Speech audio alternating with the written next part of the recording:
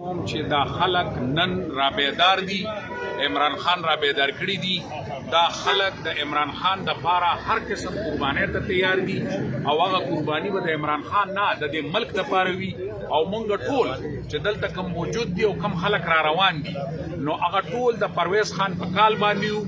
پرویز خان مشر دی د دې نوخار، او هغه چې څنګه هدایت کوي ان شاء الله هغه به مونږ کوو. کاغه درنوي، کاغه په دې چوک کې ناسته وي، کاغه سمغه وي، نو ان شاء الله دا ورکران دا غي نه رستو نه دي.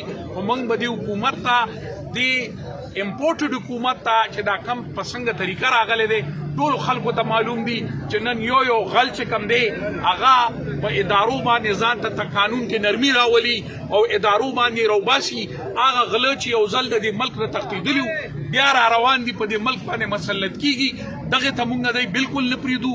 څنګه چې عمران خان څو ورځې مخکې ویلي دي چې بالکل ټایم را جوخته ورځ دا کدوه ده، ان شاء الله دا هر څه به صفا شي او به بیل شي او پای به بیل شي.